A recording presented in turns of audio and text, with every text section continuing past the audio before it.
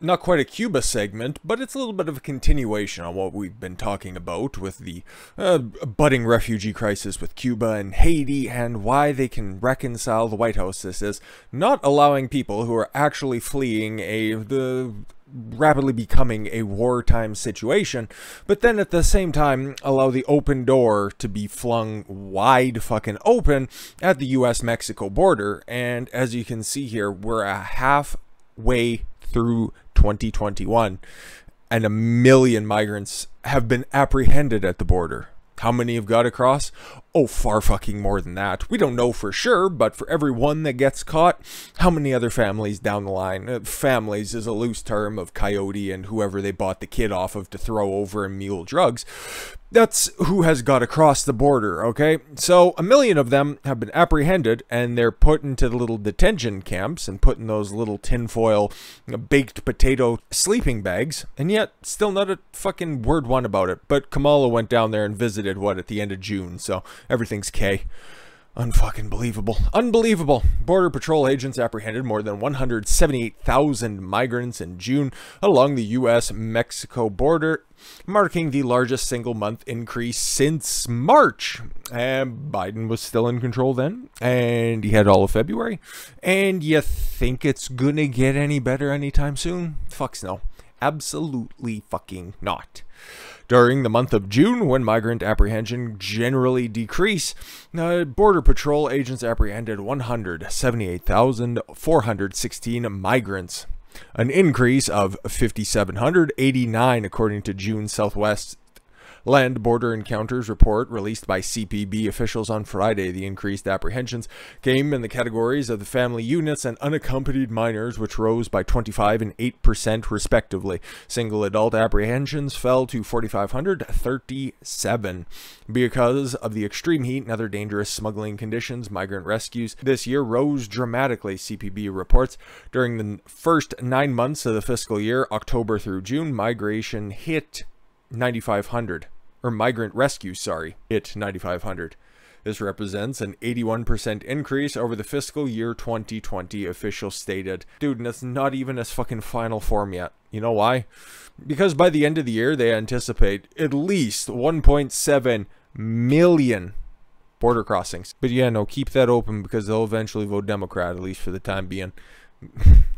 Dude, it's so transparent. It's so transparent. President Joe Biden deliberate open borders policy is expected to drive nearly 1.7 million illegal aliens to the United States-Mexico border by the end of 2021, new analysis projects. On Friday, the Department of Homeland Security revealed that more than 178,000 border crossers were encountered by federal immigrations officer in June along the border. The total does not include illegal aliens who successfully crossed into the United States. Exactly. These are just the ones that are documented at least.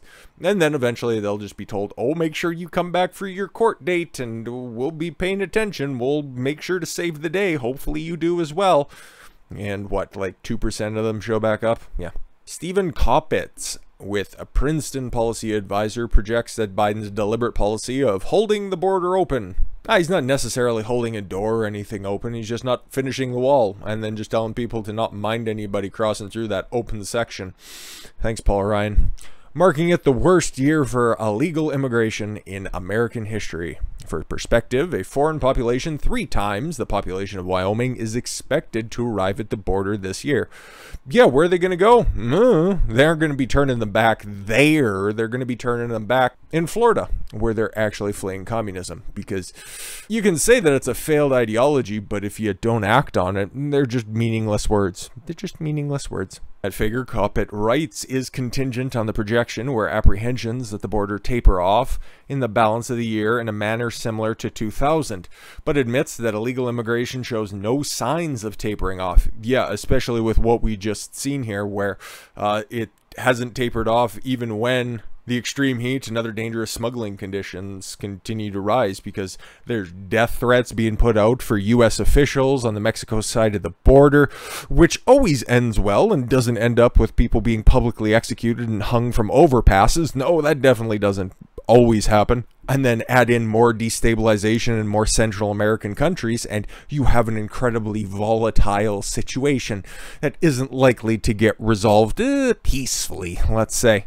So we know the Department of Homeland Security is not really taking this seriously. They're reporting the numbers and going, lol, don't care. We'll just build some more holding facilities. Is that what it is? It's no longer kids in cages when it's a Democrat in charge. It's migrant detention facilities. It sounds nicer. It sounds like a day at camp. It'd be somewhere you'd go during the summer, right? And go and make some friends at the detention facility, and oh, you might get a little bit too avarice of a camp counselor, and then you develop a process or a complex later in life. Yeah, and oh, those were the days. But yeah, DHS ain't doing shit. The White House, oh, they couldn't be bothered. They'll be like, oh, there's something happening down at the border.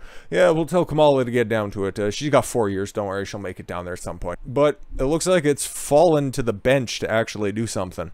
This one just came across. Texas federal judge rules Obama's DACA program illegal. Uh-oh.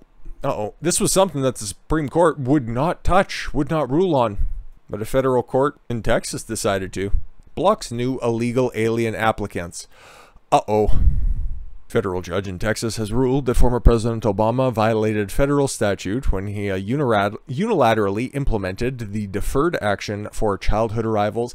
Oh, the Dreamers. Oh, we need to allow in Dreamers. Not realizing that those kids are being dragged across the border by fucking human traffickers. But yeah, no, don't address that. Just address little fucking Sally Gonzalez, who's like, I just want to come over and I just want to have free life.